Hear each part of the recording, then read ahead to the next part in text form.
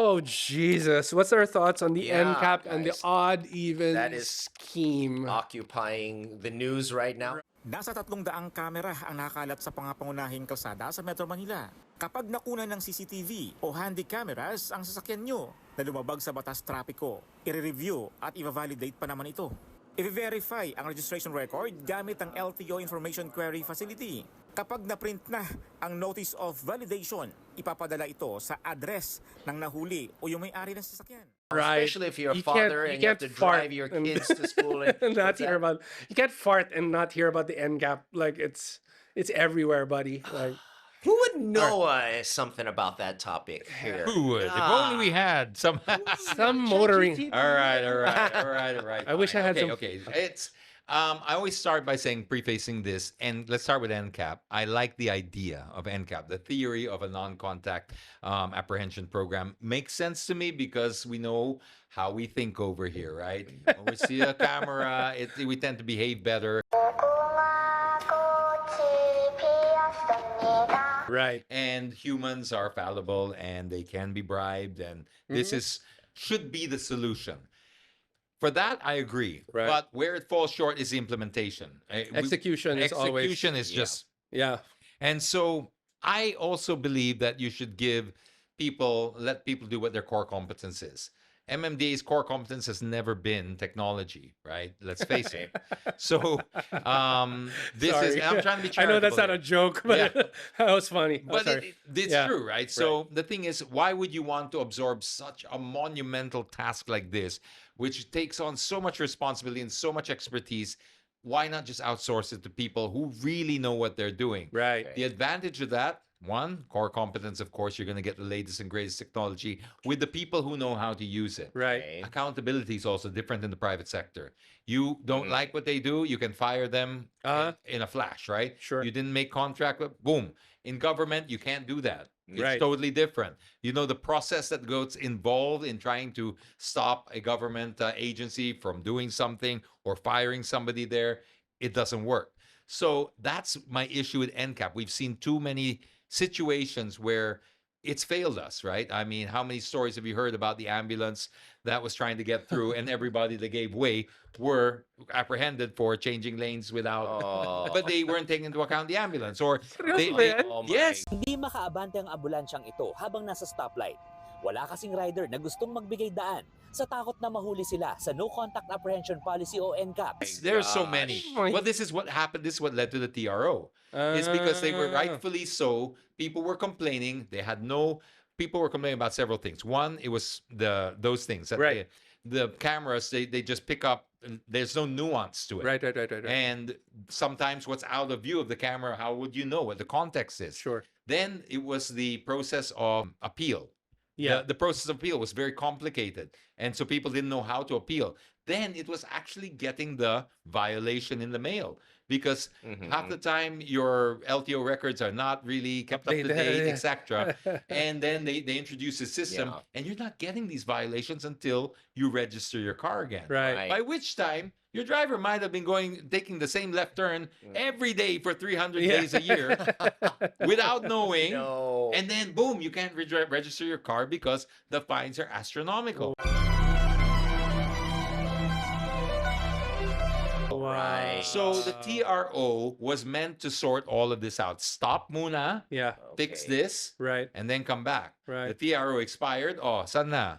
They How just brought back the same system. how fixed did Nothing they was fixed. They were like, oh, well, we just sat out like we were timeout in the corner wearing the Just dunce eating his hat. boogers. No, that's not how it wasn't a punishment. The TRO was so you could fix this. Right. They didn't fix this. If they have fixed it, they're not being transparent with us. Right. So Okay. this is where people get very genuinely and understandably nervous. Yeah. They feel that they might be victimized, not necessarily even deliberately, but through a failure of technology, Sure. a failure of interpretation, Sure. or just the process of appeal.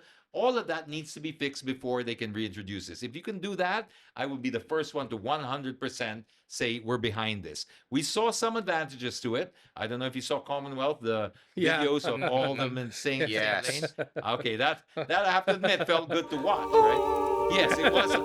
But this how long can that last Right. if it's not being? I mean, you have to have an understanding of how these things work, and you also have to you have to work with the stakeholders as well. Sure.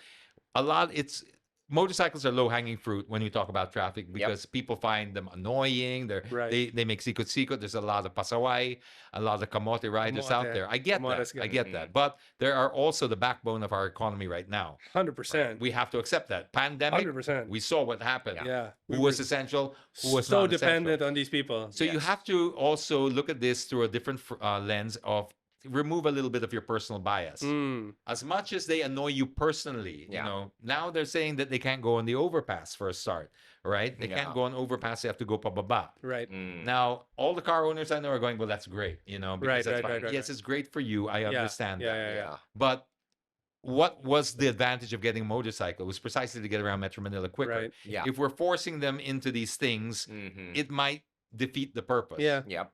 Now, I'm not saying that it's a bad idea to have a motorcycle lane, but these things haven't really been thought through. Right. And now the motorcycle groups are complaining. Right. And then you can say, well, they should let them complain. They just have to be disciplined. Okay, but what happens if we lose all of our Grab riders? Right. Because they're just like, this is not worth it. Yeah. You know, that could happen. Yeah. Yeah. Right? So these are the things that frustrate me. I'm still leaving a little bit of room in my heart to have some room for endorsement later on because I like the idea, but please fix it. Be transparent. Pass it over to the people who have core competence. Don't try and take on all of it at the same time. And then don't also introduce the same odd even scheme at the same time. People are overwhelmed. Right. Yeah. Like there are genuinely people who are learning how to drive now. They're going, this is just too much. Right. They're texting me. Some of them are children of my kids' age. Right. Friends of theirs are texting me, Tito, please help us out because I'm genuinely scared. I don't know what to do anymore. Because we have these. This is another thing that's very difficult to explain because rules are rules. We've heard that before. But there's also when in Rome, right? Yeah. So as much as you can say, well, rules are rules. Yes, but for the last 10 years, I've been driving like this because it's the safest way. Because that's the way the flow is. Right. I'm not going to be pedantic and say, this is what the book said. Therefore, I'm going to stay here. And then you're the one impeding traffic. So one day they flick a switch and say, nope, it's going to be rules are rules. But you haven't done any of the buildup of... Ano ba? Yes. So, you know, there's responsibility on both sides. You can't just always say the kamotes are at fault. There's an infrastructure responsibility of the government. There's an education responsibility of the government. Right. But they bypass these steps and then they always compare to first world countries.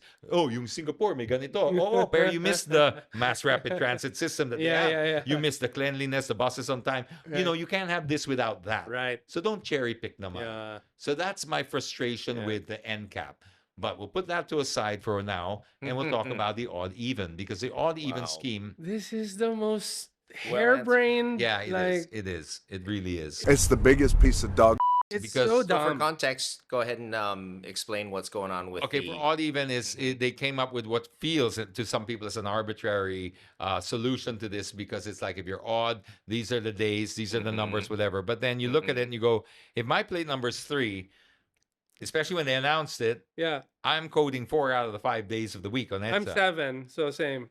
Yeah, you're 7. So Yeah. you're taya as well, Yeah, right? yeah. Okay, I'm 8, so I'm lucky. I can drive 3 days a week on EDSA. Yeah. And how's that fair? How can you drive 1 day a week and me 3 days a week? Right. That's not fair. That doesn't seem fair. What happens now? That's one. Number 2. How And, is this? and they're saying it's just EDSA that has the odd even, but Just EDSA, everywhere From my else understanding, has just that. coding. still has code number. That's right. Yeah. Well, I they don't- dropped the that- coding because at first it was simultaneous. Okay. First it was simultaneous. So the Tuesday guys were really screwed. The number 3 plates were really Right. screwed.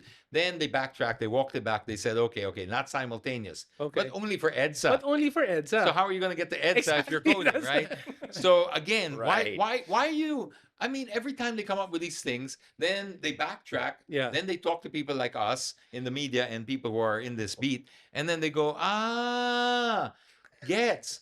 Well, why didn't you talk to us before that? You could have saved yourself a whole lot of embarrassment. But then this is what they do. So, okay, so you got the odd even scheme. Now that is supposed to reduce the volume of traffic.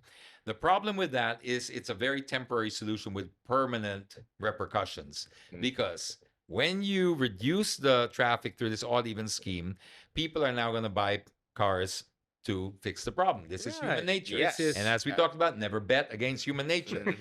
Right. And we have a precedent for this, right? I mean, I can point you back to. I'll talk about that later. But when you take away the cars, so now you've taken away, let's say, a bunch of cars off the road, 20% or 30% of cars off EDSA, but then people buy 30% more cars. Right. Okay, when you come back, what happens? You have 130% more cars now than you did before. Mhm. So you have another 30% more cars than you would have had you just left EDSA alone. Right. That's the problem that you'll never be able to solve. Right. Funny because we talk about debasement. It's the same principle. Once you enter, when you compare money to this problem, when you're into a debasement, once you start debasing your currency, you're printing more money.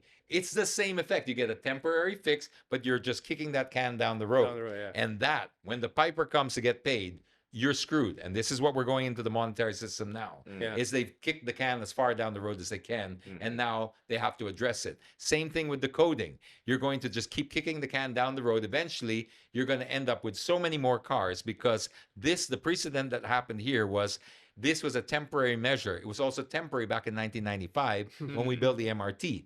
Coding in general was just to solve that problem, and it's temporary. But 30 years later, forgot. here we are. I seriously forgot about that. Most people do. A lot of people weren't even alive that are in this conversation, weren't even alive in 1995, and they're driving now wondering, oh, Yeah. but it's just temporary. Yes. So was income tax in the United States was temporary during the war, the First World War. Right. It just stayed on forever because there's nothing more permanent than a temporary government solution. So that's what you, worries me. Also, when you got coding, can you give me your glasses, boys? Here. All right. Reach over to your glasses, Okay. right? So here we go. So now to get coding, you will now, let's say, take one car off the road for 1 week, right? That's the idea of coding. Then they buy another car. You've got 2 cars for 6 days now. Right. How did that solve the congestion problem?